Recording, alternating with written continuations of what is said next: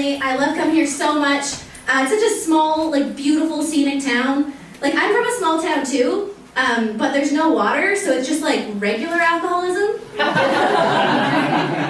Like, take the lake away, this town is sad and it sucks. Case in point, St. Thomas. Folks, taking down to St. Thomas. I'm really happy to be here. I'm trying to prepare some material about animals for this event. I actually didn't know Animal House was a movie. I'm totally oblivious to what Animal is up to up here, but boy do I have a dog, so let's get into that. I recently adopted a rescue dog named Quicksand. Thank you. You know when people are like, I like to think he rescued me? I don't feel that way. This guy sucks. It's not a good dog at all. Like, he has like trauma, PTSD, whatever, where he has this thing where if you make eye contact with him, he just violently chases his own ass, bites his tail, and like screams at the top of his lungs. Like, I'm like, he did not rescue me. I used to sleep 8 hours a day and have sex. I rescued him. They were gonna put him down, and they weren't wrong. No, I do love Quicksand. He's great. I wasn't supposed to be his permanent home. I fostered him originally because I had this brilliant plan during lockdown where I was like, I don't want a dog. I can't afford a dog, so I'll just foster the worst possible dog that they have in their registry, so I will be tempted to spend $600 I don't have to adopt it. So now I am down $600 and up a huge problem. Right? Oh my god, I love him though. Emerald, I'm so sorry. Don't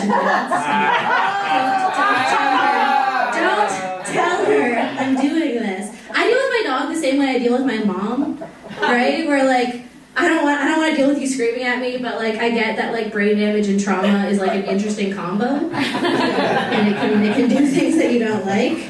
I saw a sign outside my apartment recently that was like, what if your dog had a job? What would it be? Right? They were trying to be cute, and I was like, a security guard who got fired yesterday and is back with a gun. That's his entire body. He's a chihuahua too. That's what I'm not mentioning about this. This guy's 18 pounds and he's ruining my life. Like, if I'm being realistic, he's a comp, right? Like he doesn't like men. He has like clear bias towards certain parts of the population, right? He'll just randomly make up rules and enforce them, and it doesn't really clearly benefit anyone. Like, he's loud, he doesn't have a law degree, small dick, no balls. Like, he's a cop, right? Now a theme going on this show. I'll tell you guys something else about me. I'm a bisexual lady, which is great. If you don't know, bisexual is the one where you're like a top with men, but a bottom with women. But socially liberal. That's bisexuality. Where I come from, like, my small town, we didn't really say bisexual, we just kind of said gay as like a catch-all term for everything. I feel like it's because there was a bit of stigma around it when I was growing up, right? Like, people thought bisexual meant like slutty and confused. Just want to get this out of the way, I was both of those things way before. Nothing to do with it.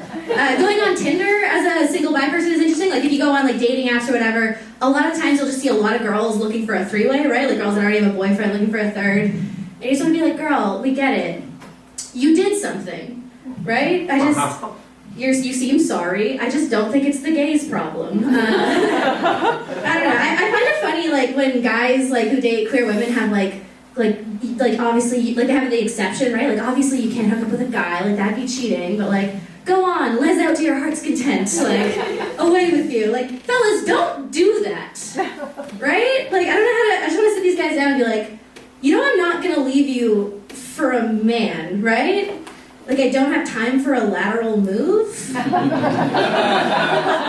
I feel like I'd be like your boss being like, yo, you should totally apply at that other law firm.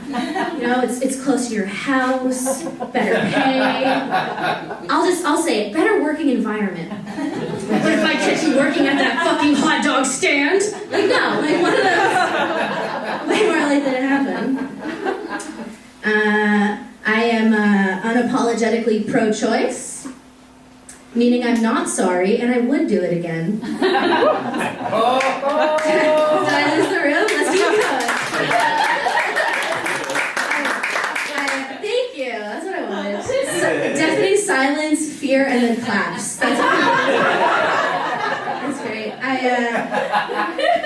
I am pro-choice. I find it funny when, like, this is a thing that's been going around, people that are anti-vaccine. I know I saw a lot of PPC signs here earlier, so I'm not going to say too much, but I know we're all vaccinated, so you know what, I'm allowed. But yeah, people that are anti-vaccine are like, it causes female infertility, right? Like, that's their whole idea, it causes female, it's like, do you know how I know it doesn't cause female infertility?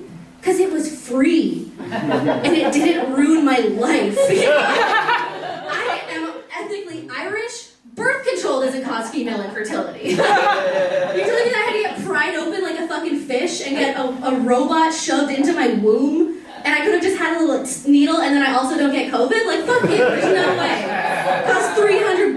They're not, like, the only side effect that I really got from my, COVID shot was it didn't hurt at all, and it made me paranoid that people were just, like, injecting me all the time. And I didn't feel that. Like, you could just be doing this on the bus. How am I supposed to know? What else was I going to talk about? I used to have a sugar daddy, which is great. You guys know what that is? It's a fun one. I got into it in a weird way, though. I was basically I was on Instagram. I was just doing my thing, posting thirst traps and hateful stuff about men. And then this guy just messaged me out of nowhere, and he was like, "Hey, what's up, goddess? I would like to worship you. What do you say?" And I was like, I don't think there's anything I can do about that. Right? I think you were just going to do that, and now I have to know about it. And he's like, no, I want to pay you money for this. He's like, I actually want to give you money.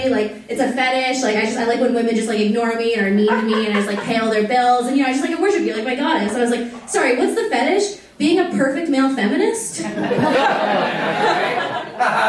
the weirdest thing was that he did actually give me money. He gave me $600 over the course of a few weeks. To put that into context for you, I made about $45 from doing stand-up comedy. I hate the free market and what it's telling me. I used to have a friend that was she was trying to brag to me about a situation like this, right? She was like, oh, I would never have sex for money. It's so beneath me. But I have this guy, I have this arrangement. And I was like, tell me about it, girl, dish. Let's hear. What do you got going on? Let's hear. And she's like, we go out for dinner once a week. I can get whatever I want. Great start. And then she's like, and then for a full hour, maybe 2 hours, he just mentors me. He just teaches me about business. He used to have all these companies. He used to be a great businessman. So he just mentors me. And then at the end of the date, he gives me $50. And I was like, that sounds like the hardest way to earn $50. Doesn't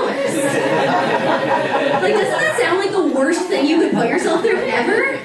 Creepiness aside, what is he saying about business? He needs to pay someone to hear him out. You know what I mean? I don't know. I just think whoever at the table is getting paid to be there knows more about supply and demand.